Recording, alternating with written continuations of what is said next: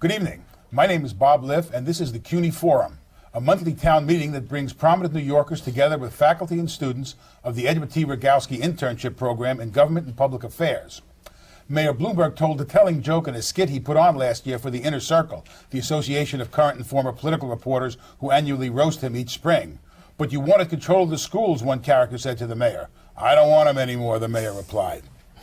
We come together tonight to discuss the state of the nation's largest school system, where 100,000 adults prepare 1.1 million youngsters for an increasingly technical world that awaits them after graduation.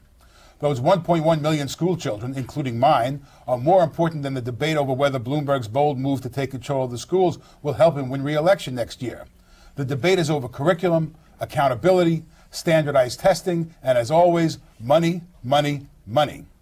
Is one-size-fits-all curriculum, including mandatory testing for promotion, the best way to educate our kids?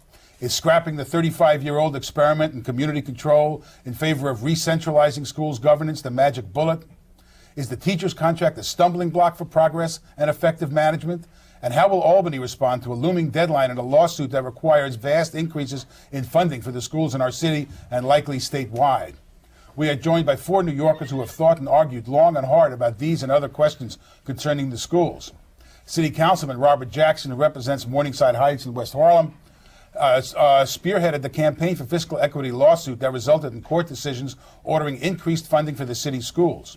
Saul Stern is an editor at the City Journal, publication of the Manhattan Institute, who has argued against the idea that more tax money is the only way to improve education. Noreen Connell heads the Educational Priorities Panel, which assesses educational and administrative changes and how they affect the schools. And Frederick Schaefer is CUNY's Vice Chancellor for Legal Affairs, who has been teaching a course focused on educational funding and the Campaign for Fiscal Equity lawsuit, and has chaired an American Bar Association panel on education. Let me begin with you, Councilman Jackson. There's a July 30th deadline for state action in response to the Campaign for Fiscal Equity lawsuit. How much do you think the state's going to have to come up in additional funding? And what happens if the typical gridlock in Albany takes hold? The amount of money, they're going to have to come up with at least a down payment. And the down payment that CFE is talking about is $2.5 billion. That's the down payment. A year? For this year alone, this year alone. And we had a costing out study that took 15 months, cost us over $1 million, 4 national experts that said, based on 2004-2005 dollars, that we're talking about $9.5 billion, with approximately 5.3 of that coming to New York City, and the rest for the rest of the state of New York. And that's just operating aid. And then we talk about $8.9 billion for building capacity for facilities. So you're looking at a multi-billion-dollar down payment, and July 30th is the deadline. And I am optimistic that the state legislature will come up with the money to give us that down payment. Mr. Stern, Mayor Bloomberg not very long ago was saying that we don't need more money, we need better management of the schools. In recent weeks, he's changed his tune and is asking for a lot more money, sort of in line with what the Campaign for Fiscal Equity is talking about. And you've been very critical of that shift. Yeah, well, the numbers that my good friend Bob Jackson has thrown out is a clear case of voodoo economics. We're talking about increasing the per pupil spending in New York City from the current $12,000 per pupil to close to $20,000 per pupil. Even more if you count money for school construction, debt service, and school repairs. Now, you can go to some of the elite public private high schools in New York City for that, or a little bit more, and it's just unbelievable that a mayor who came in saying, "I'm going to whip this school system in shape, and I'm going to do it with $12,000 per pupil because I'm going to change the priorities. I'm going to get rid of the dysfunctional aspects of the bureaucracy," and now is asking for 70% more. Just to give you a perspective on this, the current per pupil spending in New York City of $12,000 per pupil is almost $5,000 per pupil more than average spending around the United States. And the United States spends more per pupil than any other country in the industrialized world and doesn't do better than at least 15 countries in the industrialized world. It ranks about 15th to 19th in the most recent international TIMSS test, how kids are doing in reading and math. So clearly, the money is already going down the drain, and it just means more of a strain on the New York State economy, the New York City economy, and it's going to make life worse for most people in this state. And there's no evidence that all of that extra money will improve educational outcomes. Well, there are two slightly different points of Yes. view, Noreen. I can tell you why we don't come up to the standards of European countries. Because in European countries, they give about the same amount of money to everybody in their country. In the United States, we have a tradition here of racial discrimination and economic discrimination in our public school system. Not anywhere in Europe do you have a public school system where public schools get less than half than other public schools in England or France or Germany. In the United States, that's the record. Now, the other factoid that you should know is that in New York State, the biggest city in the state, New York City, the economic engine in the state, the per pupil expenditure is below the state average. Nowhere else in the United States, it used to be Baltimore, Maryland, but nowhere else in the United States do you have the major city spending less than the average. Now, Mr. Stern loves to play with figures, talks about the average for the country. Do you know everything in New York and New York State is higher? We make 50% more in salary. Our housing costs are more. So if you compare expenditures in New York State with any expenditure that's the average for the nation, you're going to get a skewed picture. The important thing is, how do we compare with other schools in the state? And it is shocking that we fell below the state average since 1984. So it's been more than 2 decades to correct this problem. It's shocking that we've been overcrowded as a school system since 1984. So this court decision is one of the it's the Brown v. Board of Education for the kids in New York. And I just hope New York State Legislature gets it right within the next couple of 6 to 8 weeks, and we can turn around this incredibly embarrassing situation where the capital, cultural capital, economic capital of the nation has a woefully underfunded third-rate school system, and we can turn it around. But these are the decisions that are being made in the next 6 weeks. Rick, you've been studying this lawsuit and the legal implications of it. We do face the prospect that the state legislature, which doesn't have a long record of agreeing on things, might not come to an agreement and try to punt. And I guess we face the prospect that Judge DeGrassi, who is the primary judge in the Campaign for Fiscal Equity lawsuit, has threatened to appoint a special master to run the schools.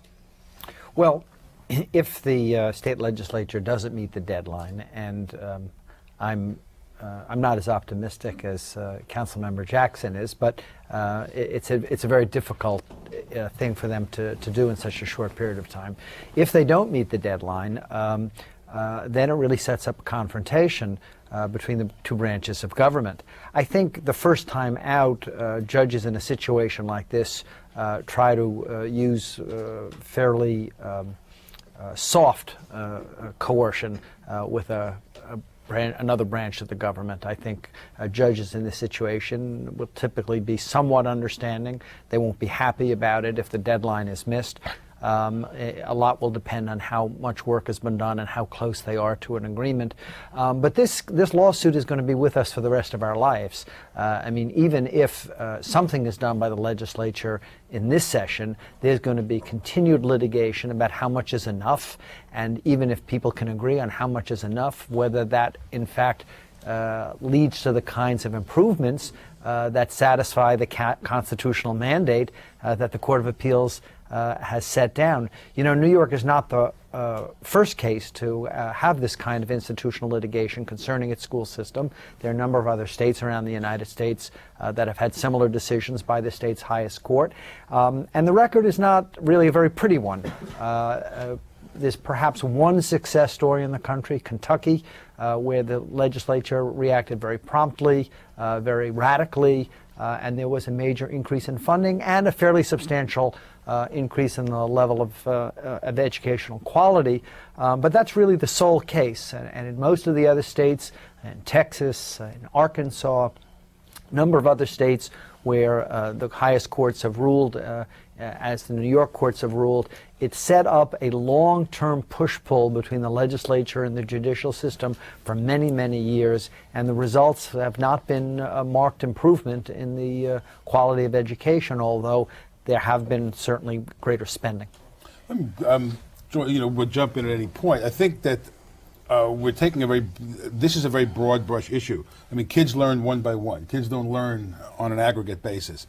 And we're facing, you were talking about Kentucky and some kind of accountability and measures. Measures are fiscal. Are we spending enough on our kids? And we also have the question floating around right now about curriculum, about standardized testing, and the idea of a one-size-fits-all curriculum. Seems with charter schools and a lot of the specialized high schools, we've been moving away from specialization, away from one-size-fits-all, and now it seems as if there's an ethic of one-size-fits-all in the name of accountability. Well, a lot of the charter schools actually contract with for-profit firms that use the same textbooks. So a lot of the labeling of charter schools is innovation, right? But when you actually look at, not so many here in New York, but certainly across the country, a lot of them are under contract and using the same textbook series. So it's sort of like they're not exactly what they were billed to be. And I think there is a move to standardize curriculum because to some extent every school was reinventing the wheel. But it's just a question of, how do you balance a sort of feeling of, not feeling, but a competence, teacher competence, and the sort of really rich type of instruction with a cookie cutter type approach. And there's got to be a happy medium. But I can tell you that the tendency across the country is more top-down instruction. And I was, in fact, in Europe, walking down the halls in England, and every teacher was on the same page in their hour of literacy, and that came from Prime Minister Blair. And the feeling was that a lot of teachers had not mastered instruction, and they were going to give them word for word how to teach, and it was quite shocking. And here in our SURE schools, we had reading recovery. Are the underperforming schools? The underperforming schools, we had a very top-down success for all, and it was, very rigorous. So that's the tendency throughout the country, and in fact, in the English-speaking educational world. Does that cause you concern? Well, I think you have to distinguish between standardized curriculum and standardized pedagogy. In my view, there's nothing wrong with a national curriculum that every kid in a country or in a state, if you will, in the case of the United States, which is in some ways many different countries, some standard is what all children ought to know when they get out of school. If they, if they want to get a high school diploma, the high school diploma should at least guarantee that these kids have a basic understanding of mathematics, of some science, of history, of civics, of a foreign language. That I think Noreen is referring to that in, throughout the rest of the industrialized world, countries usually have a national curriculum. In France, every child in France, whether they go to school in the center of Paris or in Marseille, they have to pass the standardized exams. But the real question when we talk about top-down is, and what's happened, and my disappointment with with the mayor's what the mayor has done in the schools so far, and I was initially a supporter of mayoral control, is he has a top-down management of pedagogy. He's telling every teacher in the system at every in every classroom exactly how to organize their classrooms, whether to keep the classrooms, have This is something rows. I agree with. I know, I'm rows amazed in- that this in- is... We agree on the One same thing, issue. Okay. Or to put the Rod? kids, or to put the kids in groups. The kids have to be in groups, and he's got his agents. He hired 2,000 coaches. This underfunded system went out and hired 2,000 coaches, 1,000 literacy coaches and 1,000 math coaches, one for every school in each, and they walk around, like agents of the commissar agents, to poke into the classrooms and make sure that the teachers are doing exactly what is prescribed in the standardized pedagogy. And it's been a disaster. And as a result of it, the mayor is not going to be able. He's scared the hell out of the teachers. They're demoralized. I think they're in big trouble in the system. There's trench warfare in the schools between the teachers and between the union and the supervisory staff, and it's partly resulted in the fact that you can't get a contract now, and the mayor's plans of getting a reformed union contract and changing the work rules are not going to come to fruition because he's scared the hell out of the teachers. Well, he said everything that I guess that I would want to say. So, Saul, I agree with Right. you. I mean, clearly, Oh, somebody write that down. I've tried to put my foot in shoes made by different designers, and sometimes I wear a 9.5, sometimes I wear a 10.5, and I have to try on different shoes. My foot does not fit in the 9.5 shoe that is made by every maker, and so the flexibility has to be there where teachers are able to teach. And right now, and as Saul indicated, many of them are afraid to even move away a little bit, even if they know it's good, because they're afraid that something's going to happen to them. And quite frankly, I was not in favor of mayoral control of the school system. Let me say that to you. As the president of the school board, if we had mayoral control from day one, there would have never been a CFE versus the state of New York. There would never been this lawsuit. This lawsuit came out of Community School Board 6. As the president of School Board 6, we were the most overcrowded school system as far as in the city of New York, where we were busing kids all over the place. The system should have never allowed that. The mayor and the legislative body should have never allowed that. And it took 10 years of litigation, costing the parties, depending on who you ask, $40 to $50 million for the highest court to say we were absolutely right. Now here's, the court has given the state legislature a mandate to give us the money in order to educate our children. I agree with Saul that money is not everything. But let me tell you, money means a hell of a lot. You cannot, I wish that, maybe Saul, you can give me a solution. How are we going to range 1.1 million school children in 1,200 facilities that we have, and how are we going to retain and recruit qualified teachers with the money that we have now and with the school facilities? Let me see how you arrange that and come up with a solution where we're going to have small class size of 20, 22 kids in a class. I'm waiting to see that. I tell you what, Bob, I'll make a deal with you. I'll support the $18,000 per pupil or $20,000 per pupil that you want if you agree with one little amendment to that. I'm listening. Let every parent, you support parents, let every parent who wants to take that $18,000 share or $20,000 and take it to any school they want to go to. Well, see, a parochial school. How about that? How about see, that's why I take it to disagree Trinity? with you. How about that? Take it and see who gets a better See, education. that's why because you tell me New York that I State can't take. I have a kid, still have a child in a public school system. You're telling me that with $18,000 I can't find a better education for my New York kid State Constitution- than the current school system? Yeah, I don't want to talk over you. I'm not going to do that. Why not? Because I respect you. That's why. But the New York State Constitution basically says that we should have free public schools in the entire state. That's what the state constitution says. I agree. And so I agree with that. I don't want Give us public schools and fund them appropriately. And not only public schools as far as elementary. I think you went to City College, right? You went to... Yeah. Well, City College was free at one point in time, and now we're paying tuition. It should be free again. I agree with Councilmember Charles Barron that CUNYs should be free and no one should have to pay a dime. And we, as a society, should be able to pay what it is, whatever it costs, to educate our children, so our children will be able to compete in this global society. And you know right now, there are tens of thousands of jobs being shipped to where? Everybody talks about it. To India, to China. And we're not talking about just manufacturing jobs. We're talking about high-tech jobs. And why? Because this public school system that you love so much is doing such a lousy job of educating our kids. And you know That's why the jobs are being. Because a high school diploma doesn't mean squat. That's why. Correct. And you know because you can't. Kids get out of high school with a diploma and they can't add and they can't subtract and they can't write. And you know one that's thing? why. Saul, you talked about $18,000 to $20,000.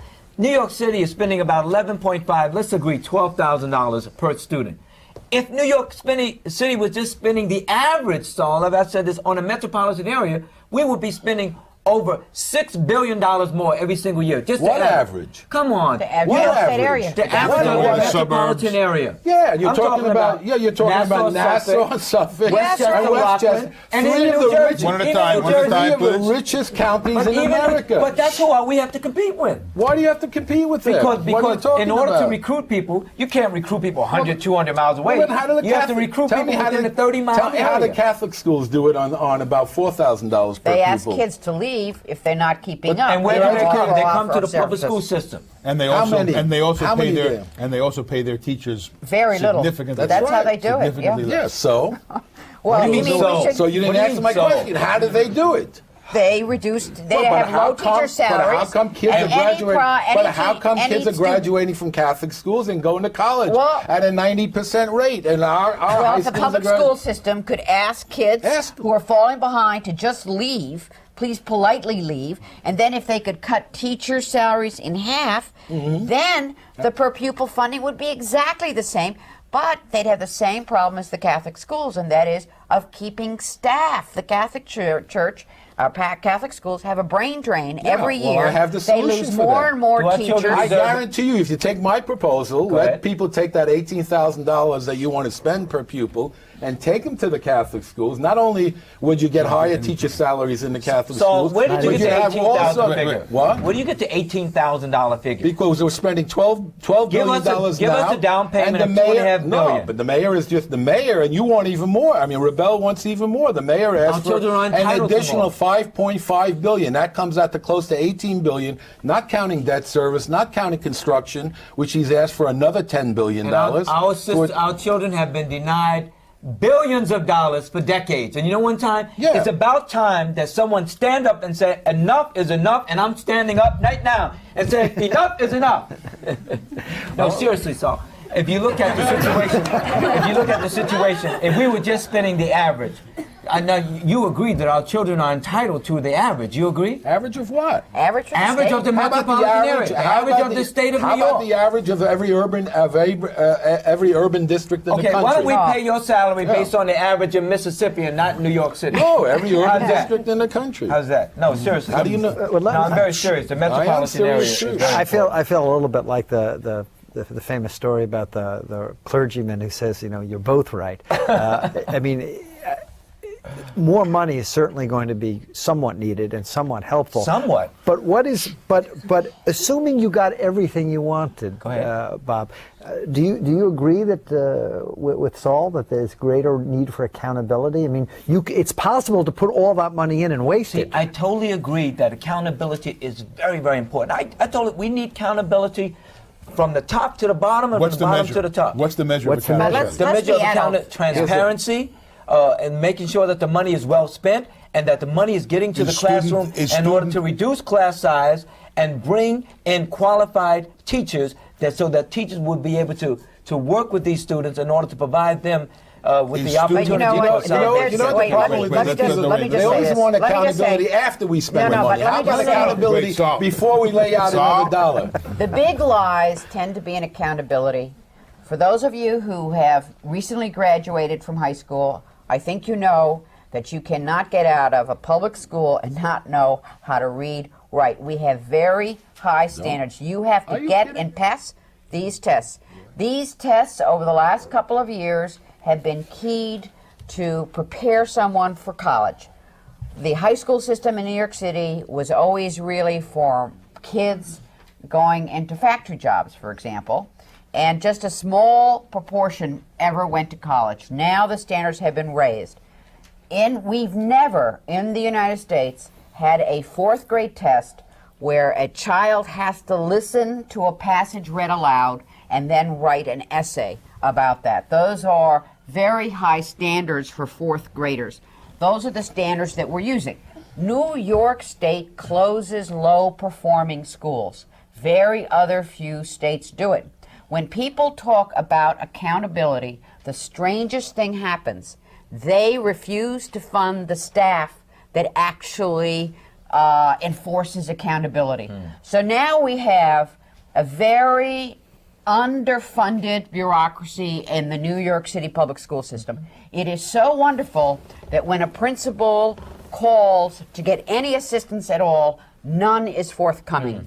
It is so wonderful that when I call to get the barest amount of information, absolutely no one available is there because they're all understaffed. When you go sleeping, email them. When you go when you go to the state education department, they're so understaffed they can't even keep up with the data. So this is brilliant. This is real contradictory. So when people talk about accountability, watch out. Watch out where the facts if Saul Stern had his way, we would have privatized the entire system. Exactly. Oh, we couldn't do any worse. But let me tell you something about staff. Let me give you some numbers about staff. Okay. In 1962, when the United Federation of Teachers got organized, and they have every right to be organized, they have every right to be represented by a union. Prior to that, there was no collective bargaining for teachers anywhere in the country. And then UFT became a model for unionization around the country. There were about 1 million students in the system, a little over 1 million, about the same as now. There were 38,000 teachers in the New York City public school system. There are now over 80,000 teachers in the New York City public school system. For the same number of students, we've more than doubled the number of teachers. Does that sound like an understaffed system? We now have 1 teacher for every 13 kids.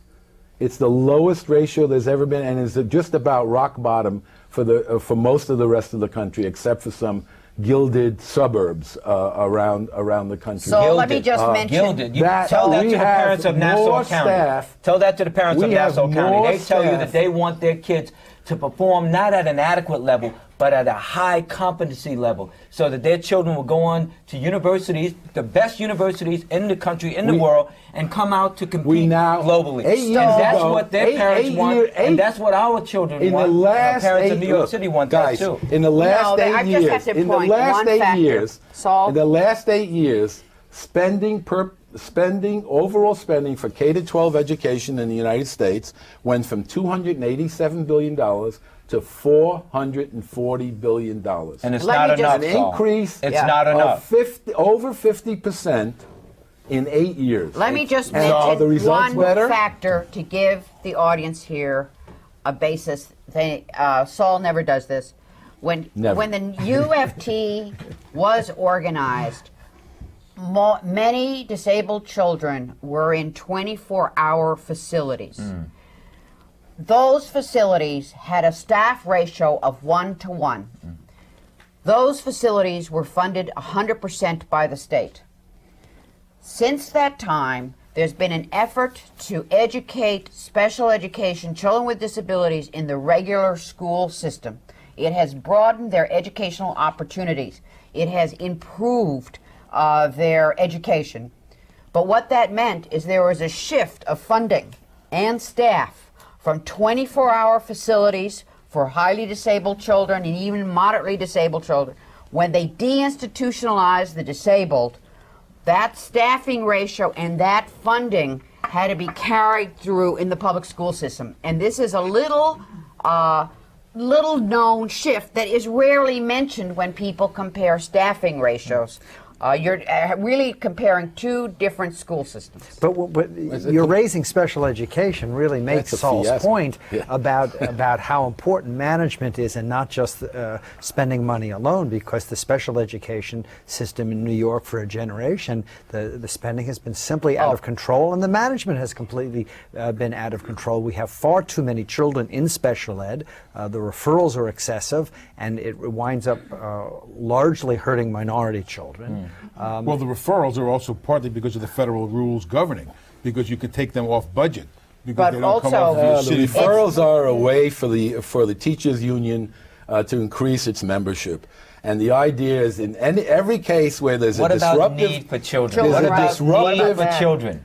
Special education has become a dumping ground for kids who are somewhat disruptive in the classroom. It's a way for teachers to get disruptive kids out of the classroom. Every teacher will tell you this, go to any school, get them into special education where they mostly flounder and never come back, and then increase or decrease the student-teacher ratio. So I and agree that's with partly you. responsible If that's for the case, they and should be evaluated properly and given the services. Well, and if it's used and as it's a dumping partly ground, the result, they should not and be it's dumped partly in there. and it's mostly the result of a lawsuit brought by Michael Rebell, who was the litigant in your case. That's correct. Against the Department of Education and managed by Because him. the children in special needs need to have their assessments and determined so that they're given the services. And too many children, It's baloney. Saul, it's not It's a baloney. There are fraud. special needs. As It's a Alexander fraud. Haig You once throw said, I'm everybody in into the control same here at the pot? White House. Is that what you do? People don't understand that. They're too young. We're gonna go to questions. Tell us your name and the campus you're from and speak up, please. Victor Whitney, York College. This question is for Councilman Jackson. Yeah. You mentioned that teachers have to be able to teach. Does this mean that there's a security problem in the schools, or is that the classes are too big? And if, assuming we do get the money for the extra pupils, for each pupil, is most of this money going to go towards security? Well, we will get the money. That the courts will make sure that will happen. The court has already basically told the parties that if they don't do it by July 30th, that Justice Leland DeGrasse will appoint a special master to the case.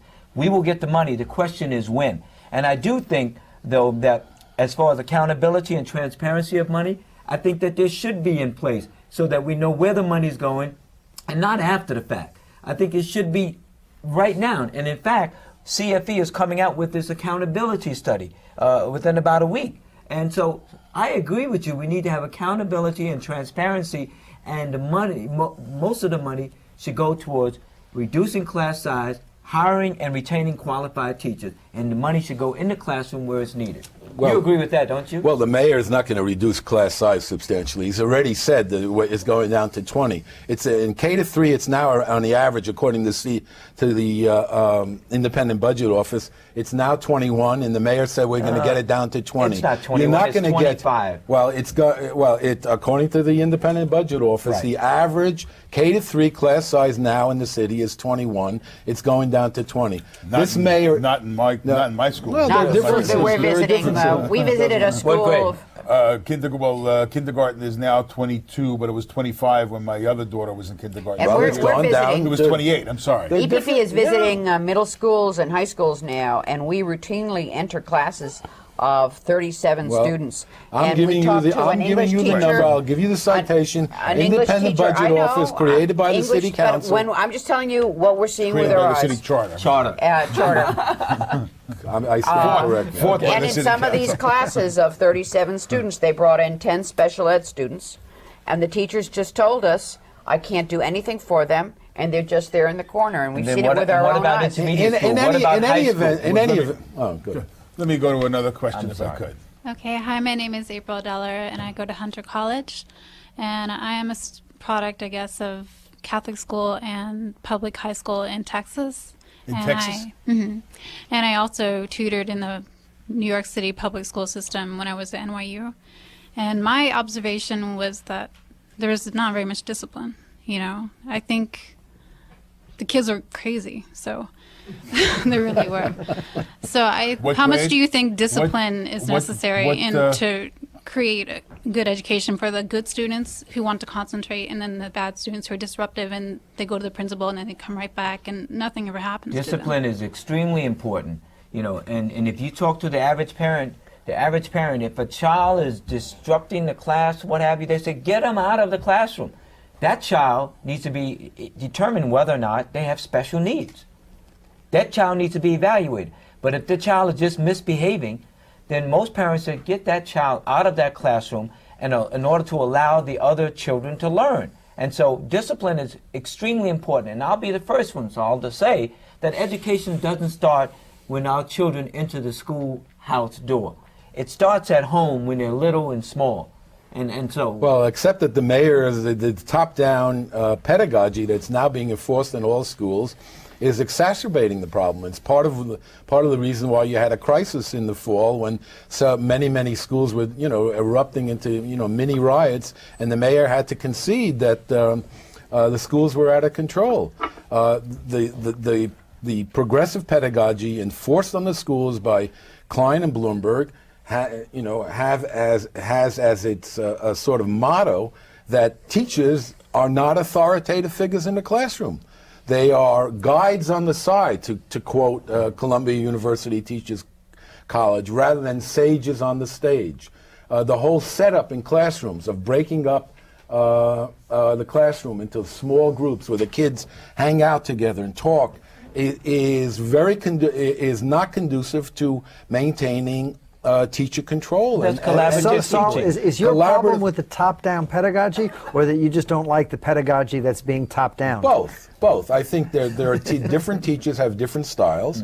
I think there are teachers that can function very well in a progressive, you know, sort of student-centered classroom. They've been trained that way, and they can manage, you know. But there are also traditional teachers that understand that the first obligation is to have the kids sit quietly and listen and pay attention and not to disrupt the classroom.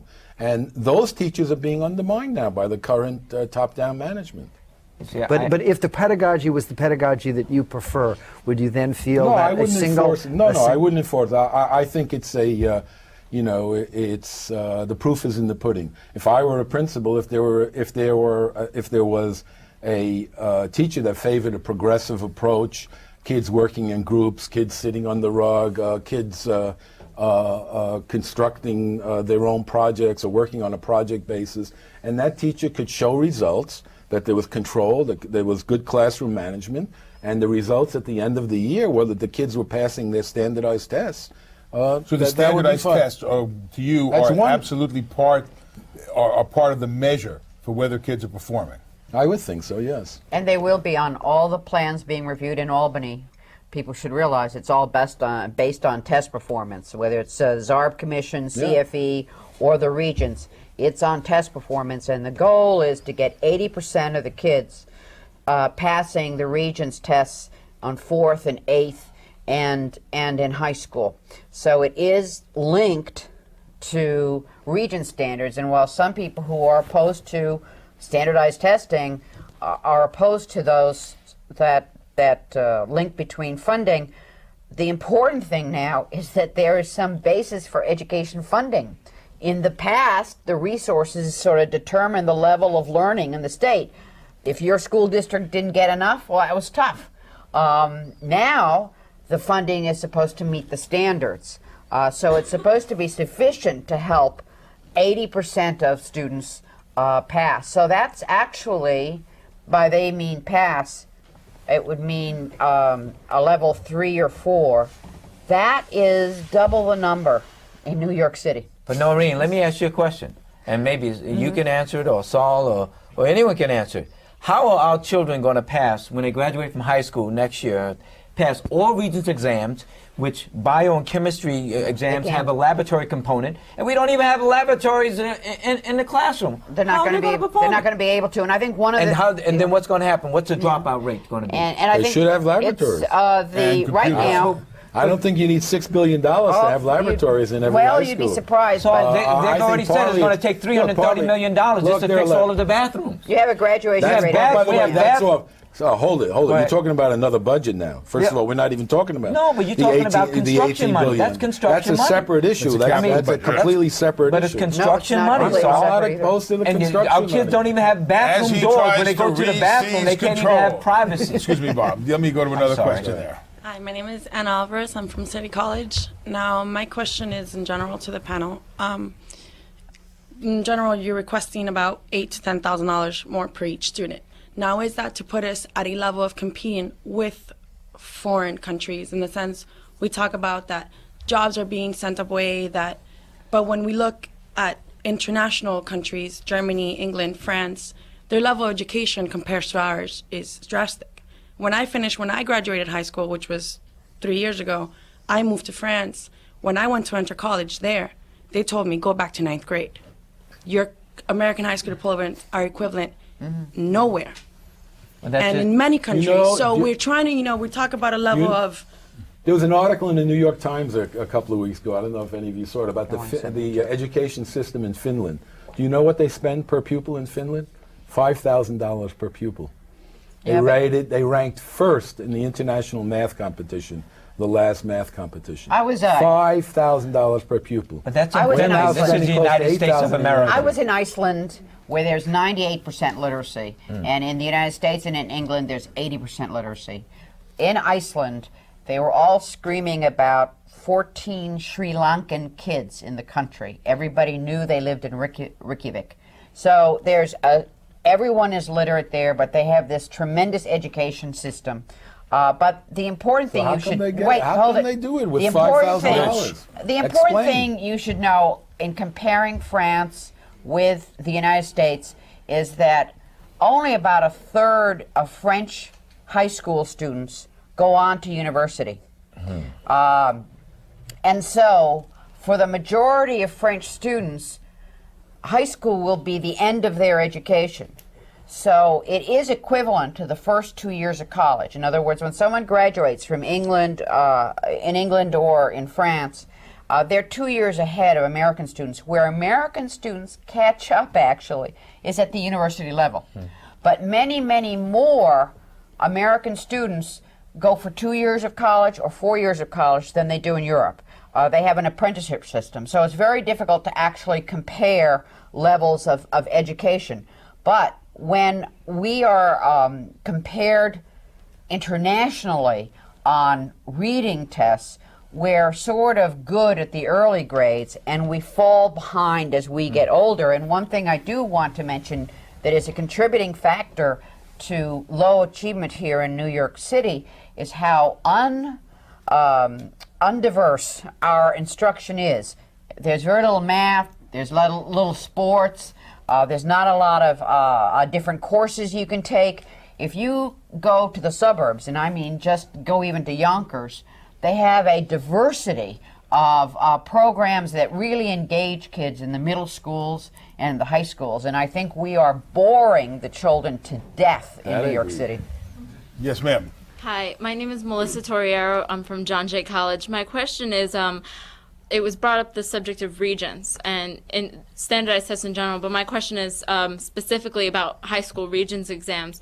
Do you think that because the curriculum is so surrounded around these tests and a lot of the schools in certain districts are so undersupplied, do you think that has a big impact on the quality of education in New York City? Is there a problem that people teaching to the test, in essence? Right. Well, but also she said the fact that there's the underfunding of schools, and you're trying to make sure that children pass these Regents exams. And obviously, we're failing at it. We're failing at it.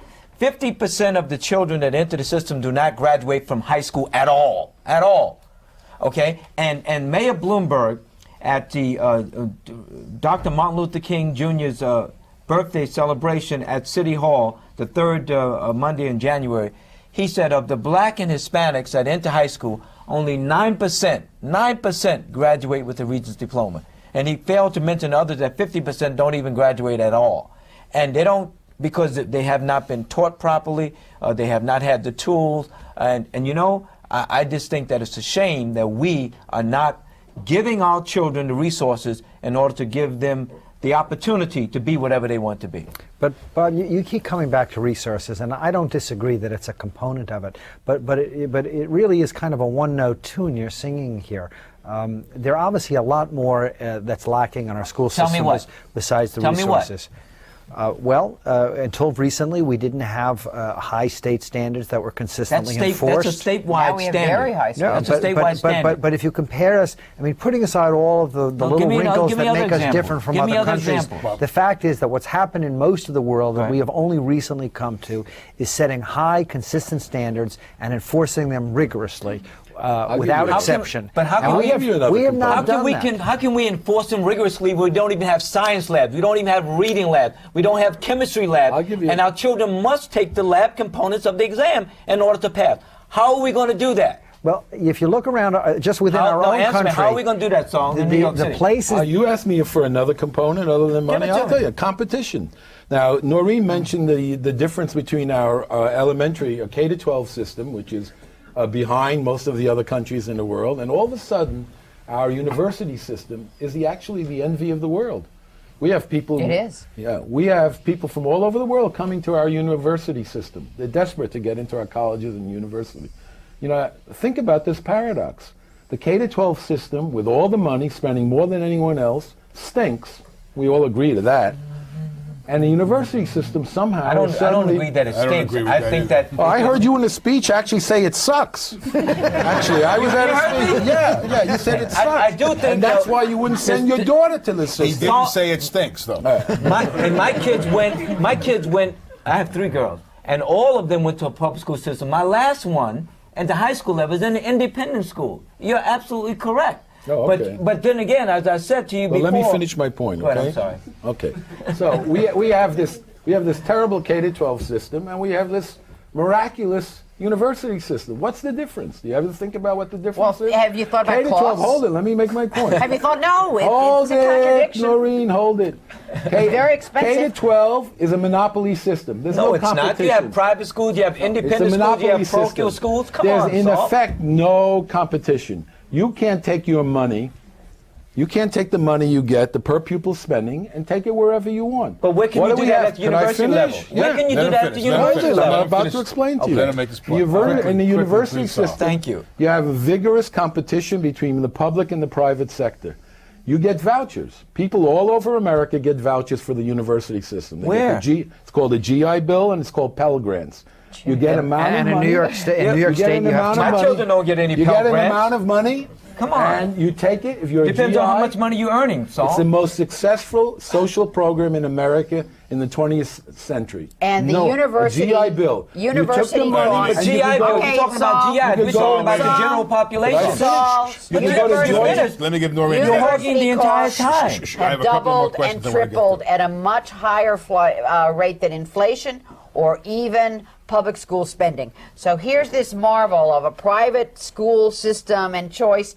And when you think about the fact that to get into Yale or Harvard, it's 34, 42,000. And some universities, what they do is they accept people academically, but then they don't accept people financially. So the cost of college education is far outstripped people's ability to pay for it. So what does free enterprise get you? It gets you a very expensive system. Yes, ma'am. Quickly. Like loans. Wait, like loans. got me a Like second. kids are Pay paying for it. loans. Cool it, please. Thank At you. least they get something for it. Good evening. My name is Deirdre Brown from John Jay College. I'm a student at John Jay College. And my question is specifically for Ms. Connell.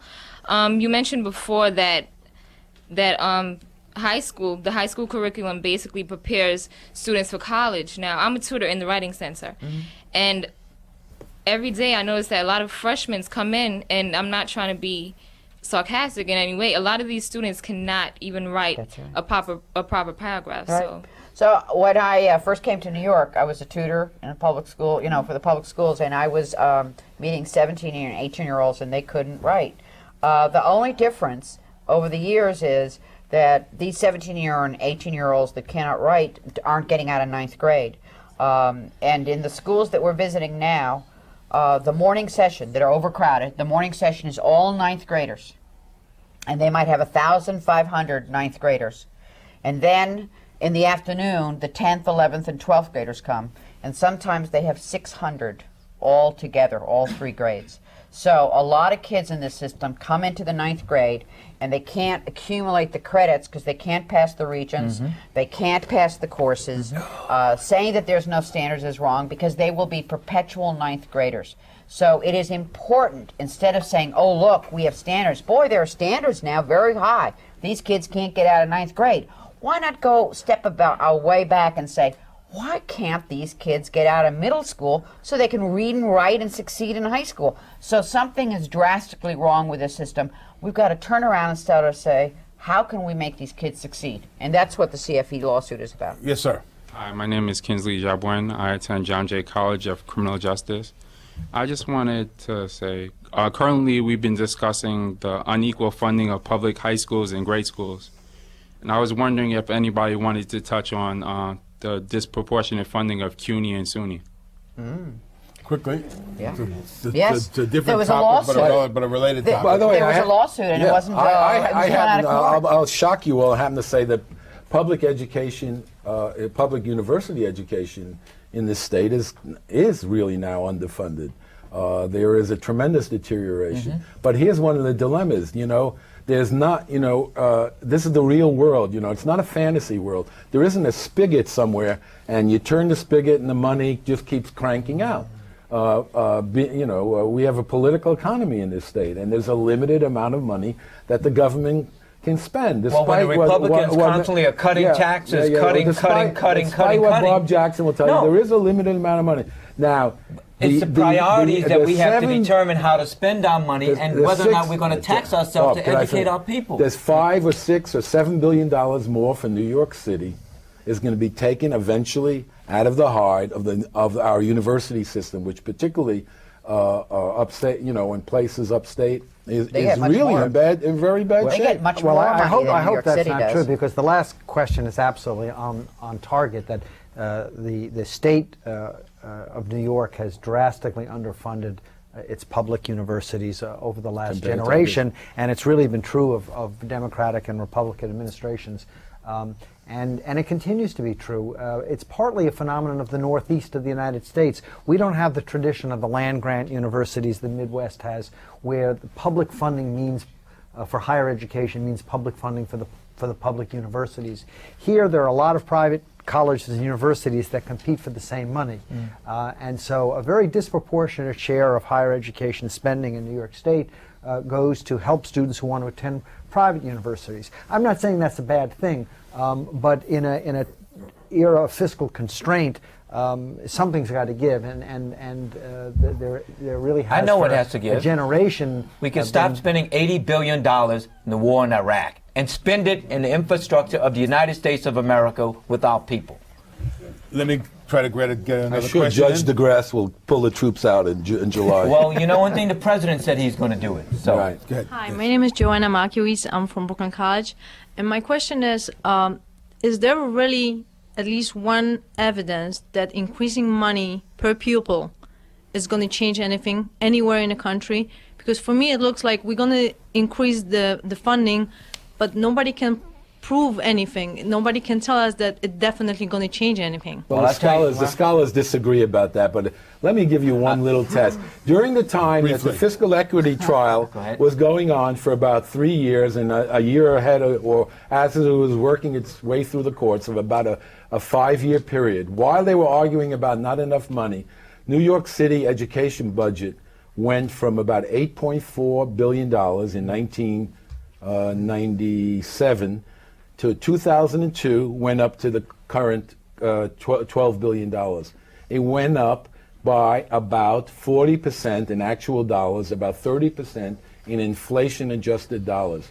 This is the same amount that the initial panel, the costing out panel, asked for this year. In addition, we already had $3.7 billion increase, and it had no results. So student academic performance didn't go up during that period. The money will be able to build buildings in order to reduce class size. Experts in the field, and you ask experts, even on the Manhattan Institute, which you're a member of or whatever, ask them. Card carrying. That's good. Ask them what are the two most important things, and people will tell you. A qualified teacher in every classroom and small class size. And that's what the money will do. Without the money, you can't hire and retain qualified By teachers. the way, You you're cannot build schools. I agree. It depends on how you define a qualified teacher. I certainly agree that a competent teacher in every classroom that knows their subject and knows how to teach is extremely important. I disagree with you about class size. May I just say that it begs logic. If you were a very wealthy person in Manhattan and you had a choice to send your school to a school that charged $23,000 a year or $30,000 a year, or you could send your kid to a parochial school at $8,000, what do you think you'd do? Now, you have all these wealthy people making these decisions, fighting against each other to get their kids into the $23,000 a year, turning around and saying, money doesn't matter. Well, these are very smart economic people, so why don't they choose the $4,000 or $8,000 education? They wouldn't do that to their children. So the idea that money doesn't matter, of course you can waste money, but I'll tell you one thing, if you underfund education, only a few kids are going to do well. And that's what you have here in New York City, a Darwinian situation. Unfortunately, the evidence from lawsuits around the country is not encouraging. There have been some major increases in a number of states where the highest court ruled, as Like New York Kentucky. State did, Missouri and Kansas City, $2 billion the results They were put not it into encouraging buildings. in terms of the really improving the quality of the education. As I said before, I'm not against more money. I think some of it, certainly for buildings and physical conditions, money is critical, and you can see the result. But when it comes to the actual the operating budget, the educational enterprise itself, apart from the physical facilities, the evidence from other places has not shown a major improvement in education with the major increase in funding. I'm sorry in to Texas, say. there has been a slight improvement, but you can't trust the statistics. But one thing should be mentioned about Kansas City is they put it all into school buildings. They got great school buildings, Swimming right? pools. But they didn't put it into instruction. And the increases, a lot of the Yeah, but who increases ran the that Saul system? mentions about the school budget, who ran the they're system putting it then? into transportation. Well, know the who- school vendors are making, the bus Noreen makes a companies are very good making more point. money. So you have to look where there's investment in instruction and then measure. And I must say, in Kansas City, not Kansas City, but in Kentucky, what they had is they had a smart instructional plan coupled with a good investment in computers, in literacy, and it worked. She makes a very good point about Kansas City, but a judge ran the system for 20 years. I only have that's what about we're going to have here. Judge DeGrasse ran I only the have about system. 15 seconds left. I'm going to try to get some word in edgewise. I want to thank them all for being here. I think that in my experience in looking at schools, I look first at a good principal, and if the principal runs the school well, if the principal is qualified, they're going to run a good school. I think it's important to remember the importance of this debate is because kids only get one chance to get educated. That's it. And you don't get a second chance at that first chance. And I see it with my children, and I see it with everybody else's kids. I want to thank everybody, and we will see you next time on CUNY Forum.